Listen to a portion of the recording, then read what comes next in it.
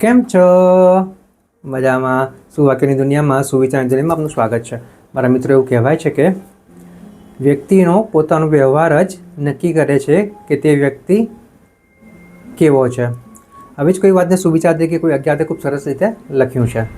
કોઈ અજ્ઞાતે જે લખ્યું છે તેનો વિષય છે પીપલ, લોકો, લોગ. સુવિચાર એવો છે કે સુંદરતા ફક્ત દેખાવમાં કે બોલવામાં નથી. સાચી સુંદરતા તમે કેવી રીતે પ્રેમ કરો છો, તમે કેવી રીતે આચરણ કરો છો, તમે કેવી રીતે કાળજી લો છો, તે છે. અને મિત્રો, વાત ખૂબ જ સીધી છે, ખૂબ જ સરળ છે, એટલી જ મહત્ત્વની છે. અહીંયા જે વાત છે તે લોકોની છે, એટલે કે આપણી છે, આપણા જીવનની છે અને આપણી સુંદરતાની છે.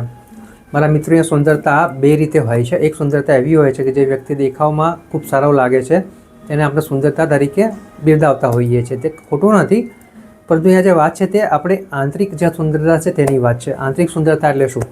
આંતરિક સુંદરતા એટલે કે આપણે આપણી સાથે રહેલા લોકો સાથે કેવી રીતે આપણે જીવીએ છીએ તે સૌથી મોટું પ્રમાણ છે.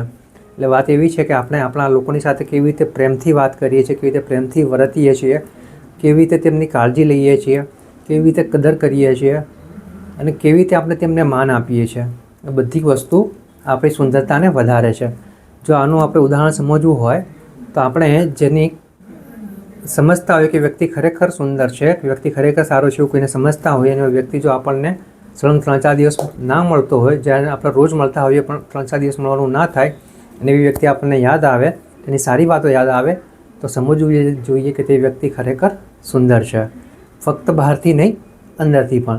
તો બસ મારા મિત્રો, આપણે પણ એવો પ્રયાસ કરવો જોઈએ કે આપણે પણ સારા અને સાચા રસ્તે આગળ વધીને આપણી આંતરિક સુંદરતા સુધારીએ, જેથી કરીને આપણે જ્યાં પણ કામ કરીએ છીએ, જ્યાં પણ રહીએ છીએ, જ્યાં પણ જઈએ છીએ ત્યાં આપણે એક છાપ છોડતા જઈએ. સારો આપણો એક વ્યવહાર છે તેવી આપણે એક છાપ છોડીને આગળ વધતા રહીએ. કારણ કે જે છે તે આપણી વ્યવહાર જ છે જે આપણે નક્કી કરે છે કે આપણે કેવા છીએ. બાકી બહારની જે સુંદરતા જે ફક્ત અને ફક્ત એક દેખાડો જ છે. બાકી જે છે તે આંતરિક સુંદરતા જ છે. અને આંતરિક સુંદરતા વધારવા માટે આપણે લોકો સાથે વ્યવહાર સારો કરવો પડશે, લોકોની કેર કરવી પડશે, કાળજી લેવી પડશે અને માન પણ આપવું પડશે. અને જ્યાં જરૂર હોય ત્યાં આપણે તેમને સાથ પણ આપવો પડશે. બસ આપણે આટલું કરી શકીએ તો ચોક્કસ જ આપણે બહારની સાથે સાથે અંદરથી પણ સુંદર બની શકીએ છીએ. બસ આટલું જ ધ્યાન રાખવાનું છે અને આગળ વધવાનું છે. Thank you.